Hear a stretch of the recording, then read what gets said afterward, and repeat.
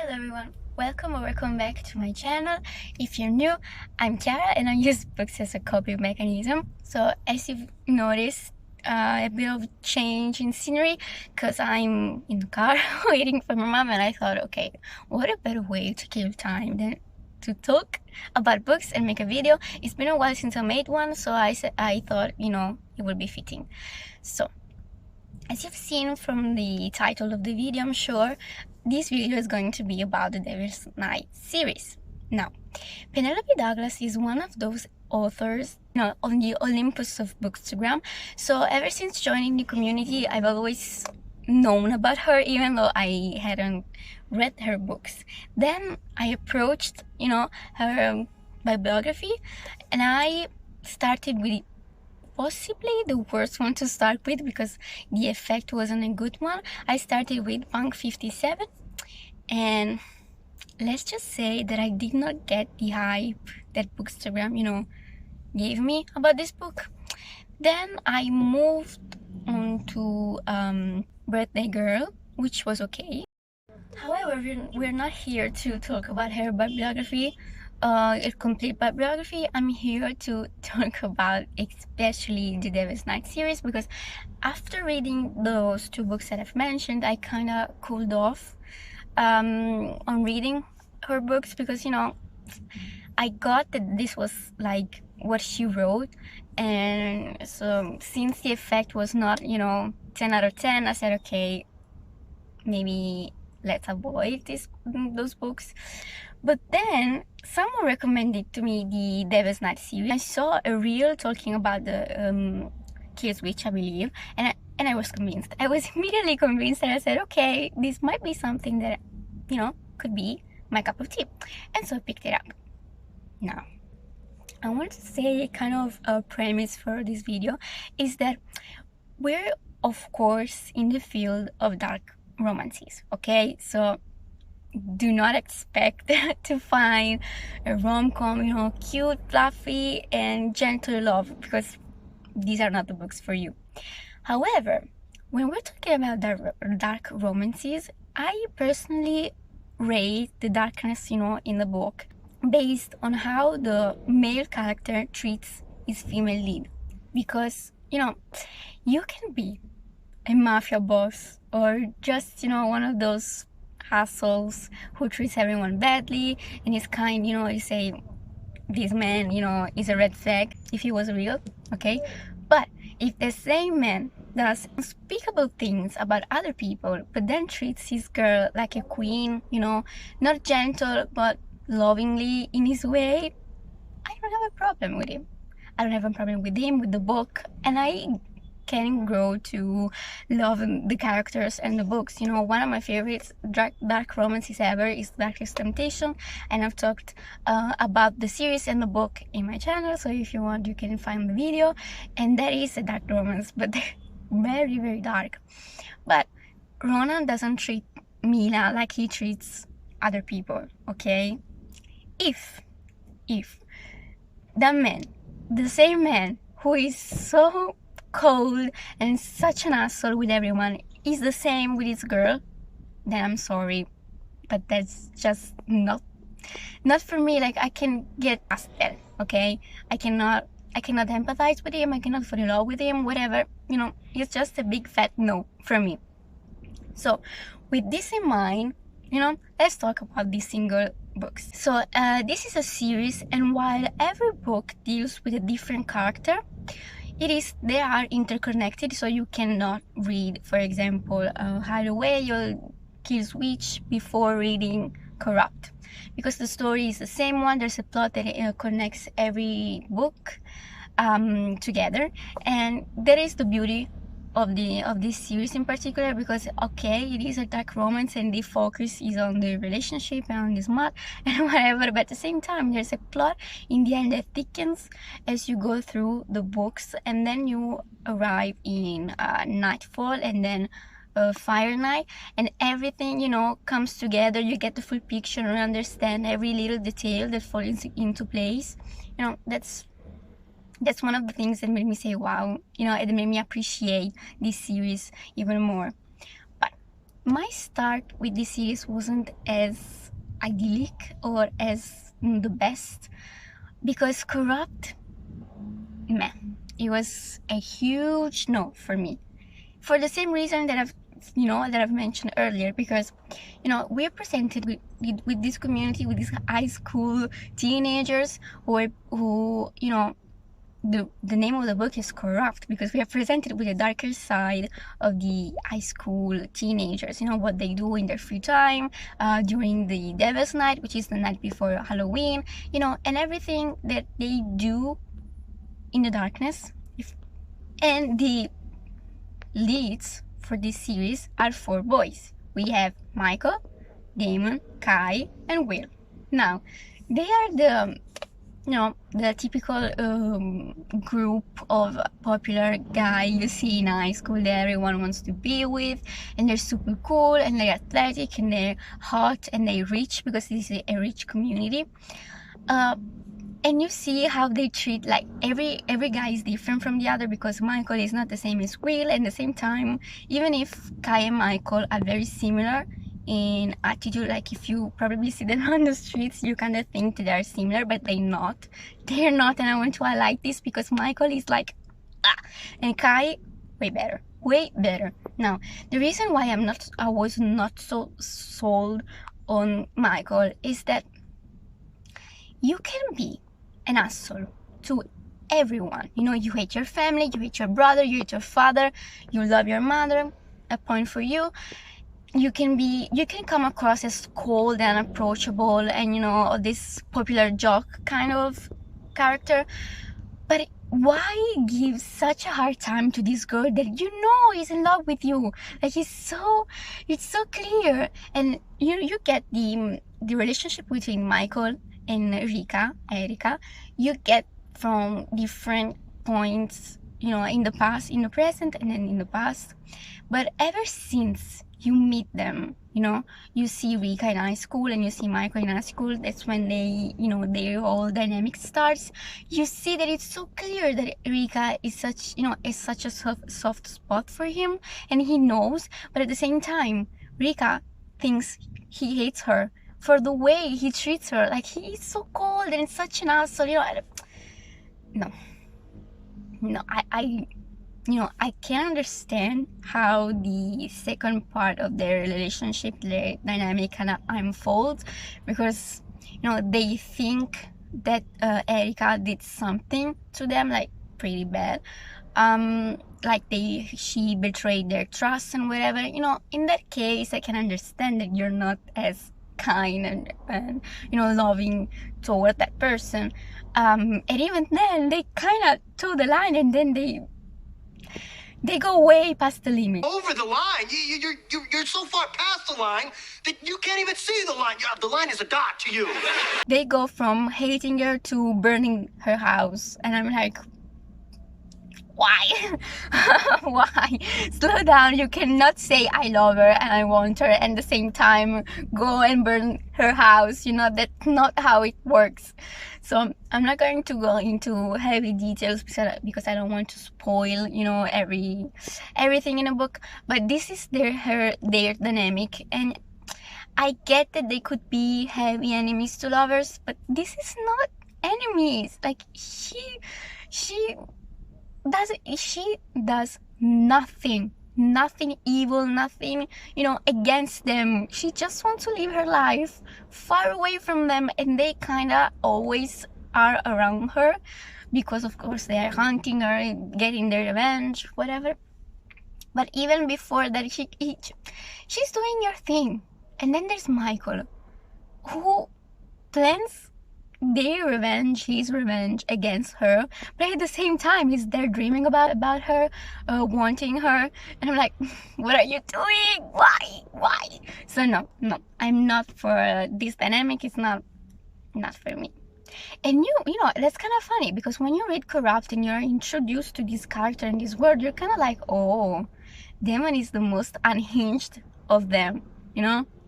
There's like, in level of unhingedness or craziness, madness, whatever you want to call it, it's Damon, Will, Kai, and Michael, I believe. From the without knowing them, from the voices and what people say about them, okay? And in fact, Demon is like the least problematic with this girl. And let's not take my words literally, because of course we are in the field of dark romances, and Demon is pretty unhinged, and Demon is problematic in his own way. But I feel like the way he treats Winter, that you cannot tell me that is not love. He has his problems. He knows he has problems. Everyone knows he has problems, but nobody knows why, because he's very reserved about his personal life. And honestly, when you get with these dark, morally gray, but mostly dark characters, there's a point where you are informed of their background, of their story, their personal trauma, and how and why they're the way they are. And you get to a point where you kind of empathize with them. At the end of the day, Demon was the one I liked the most, maybe. Here's Witch was definitely my favorite in the series, and Demon is a close second favorite, because Will just owns my heart from the very first line. And I fall in love with characters like Will every time. I can put them in a category, because they're just like so fun and outgoing and extroverted, and I love him. He has his problems too, okay? So no one of them, okay? Every one of them has their problems, and that affects, of course, the way they treat others and their girls. But Michael was just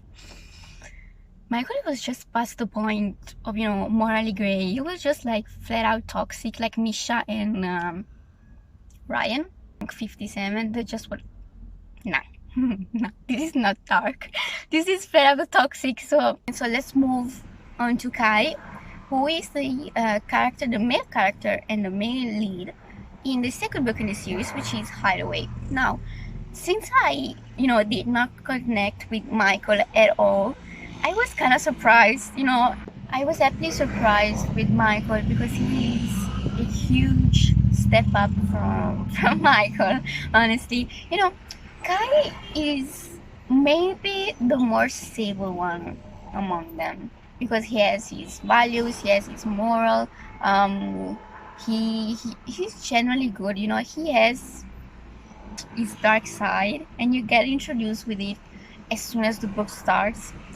And also the way he treats Emily Banks, is completely different from how Michael treats Rika, in the best way possible. But at the same time, he's just like an hypocrite, because it comes to a scene, and if you read, or if you're going to read, you understand what I'm saying, is that it's so clear that you're head over heels with this girl, then why are you treating her like you don't care? Like, please. We know. We've been new this whole time. What are you doing? What are you thinking? So it is a huge step up from Michael, but at the same time, it could have gone better, in my opinion. Oh, at the same time, these books serve in the steamy scenes department. My favorite scene in Corrupt is definitely the steam bath scene. It comes at the end of the book. It's not important plot-wise, but it was, okay. This is what I'm working. This is why I'm here. You know what I mean. And if you've read, tell me if it was your favorite too, or if you have another favorite. And if you're going to read, then let me know what you think about it. And in Hideaway, my favorite was the scene in the pajama party scenes. It was coincidentally with Michael and Mika too present. Nice one. Then we move to my favorite one on the series, which is Kills Witch. Now this I would have never thought that I'd be here saying that my favorite book in the series and one of my favorite characters in the series was going to be Demon. and because you meet Damon in a way that makes you think about him, so the worst things possible. Like, you see him and you go, oh my god, this character is so uninteresting, he is so dark, but for no apparent reason, and he's so bad, and you cannot connect with him, which is not true. Kiss Witch is the best book in the series, plot wise, character wise. It was just top tier for me. Perfect. Really, really perfect. This, I don't want to, give the impression that it's not dark and the demon suddenly becomes an angel or whatever. No. Demon is always the same. He treats others always the same. But you see, you get an insight of him, of his personality, of his character, of his background. And you understand. And you cannot just put him in the category of, he's an inch, he's bad, he's just, mad and whatever. No, you cannot say that about him anymore, because you get to understand him. And maybe you will not justify him, you will not connect with him or empathize with him, it will not be your favorite, but you understand where he's coming from, and you cannot really fault him for the way he is. Like, honestly, we are a product of our surroundings, so the context we grew up in the relationship we had while we grew up. So how can you expect Damon to be any other person, any other thing that he is? It is impossible, honestly. And he is such a huge character development by the end of this book, but by the end of this series as well. You see how he grows, and you see how he acknowledges his limits and tries to overcome them, because it is not easy. Of course, it is not easy. It is not something that can happen overnight, but it is something he tries with. And I think, this is the way you see that a relationship is toxic or not, because he has his problems and he makes his mistakes, of course. Okay, I'm not saying that he is perfect and he does everything perfectly. No, big fat no, of course. But he wants to do better. He wants to be better because of Winter's influence on him, honestly. From the first, and it's their story is such a round one. Like, you start in a way and you think, oh my god, you get the impression that this is going to be something completely different from what it actually is, because they just got full round. They started in a way, they end up in a completely different way. But I'm just going to say this, but when they're little, they meet when they're little, and they have this huge chemistry, and a connection is created between them. And then you see how, that actually happens, that actually stays true the entire time that they're together, that you see their dynamic, their story. I could stay here and rave about this book and Damon for I don't know how long, but I'm going to stop here, because I think I've said everything that I've said. But I also liked that this is such a good diversity in characters, because Winter is blind. She's not blind, she has an accident and she loses her sight. And it is so important, how that you see how her life changes, but at the same time it's actually the same, because she's the same person, but at the same time she's not, because of course it is something huge that happened to her that has a huge impact on her life as well. And how others treat her, and then how Damon treat her. Listen, my favorite thing about Damon and Winter is that he treats her with the utmost gentleness and kindness, and he is so careful with her needs, and how to attune to what she needs, in a practical way. But at the same time, he does not put her in a glass box and say, you're delicate, you need to stay here, or the world is going to eat you alive, or that kind of stuff. No, he takes her on adventures. He makes her feel and experience new things. And it's just, there's a scene, if you don't want to know, then skip this, okay? Skip this part, because I'm going to spoil something. It's not huge, but if you don't want to know anything about the book, then maybe skip this part. But it's the scene where she tells him that she doesn't remember how color look like, colors look like, because she lost her sight when she was 8.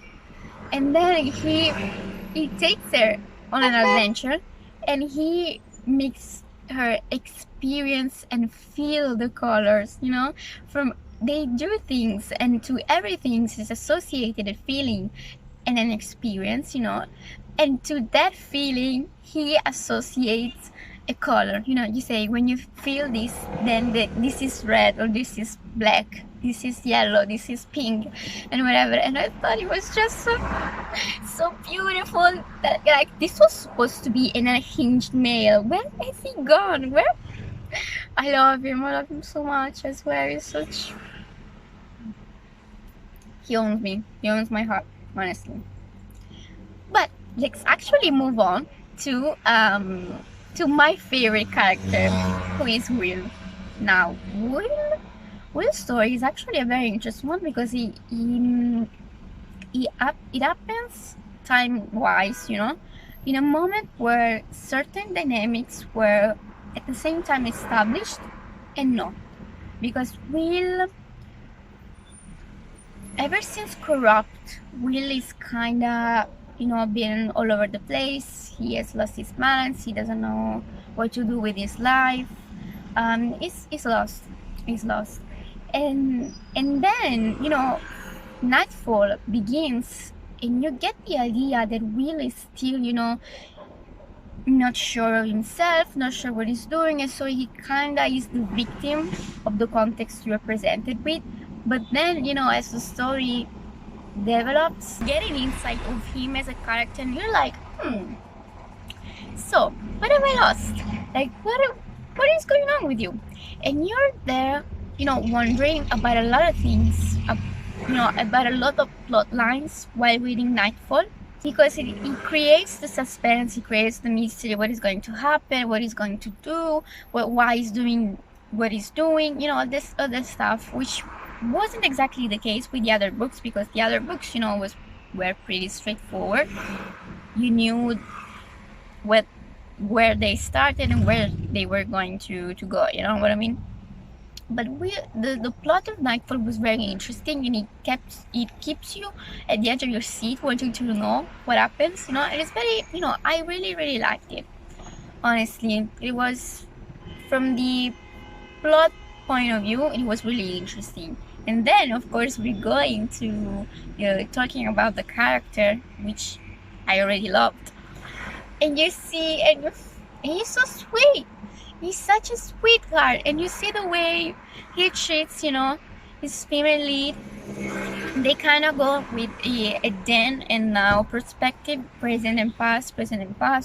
So you see how their relationship develops and how they got here, basically, which, kind of made me frustrated in a way. They have their own problems, like Will and Alex, I think is her name. They all have their problems. And the thing is that she has huge trust issues, which leads to miscommunication between them that fucks everything up, basically. That's the reason why their relationship didn't work, because they didn't talk to each other, because she said things that weren't true, but he didn't know any better, so he fell for them. Forged a unique bond between them. You see that at the end of the book, like, they kind of complement each other. But at first I was like, why are they even, like, why is he even interested in her? Like, why is this a thing? But then, of course, as you understand her character's background, you understand why he's like that, why he treats him like that, and you cannot fault her for that, I think. What is my favorite scene in Kill Switch? Everyone. Not the whole scene where he explains, colors to her via feelings and emotions, yeah. And you know, steamy wise, they were pretty good. Yeah, maybe their first time together is the best one. And in Nightfall, my favorite, maybe the one on the bus. Oh no, my favorite scene, you know, steamy wise in Nightfall is definitely the one on the train. Yeah, was not expecting that one, honestly. There are, I think, 2 or 3 novellas that you can read in between. Like there's a kind of an order. I know that Fire Night is the last one. Yeah, like you need to read that after Nightfall, and before Nightfall there's Conclave.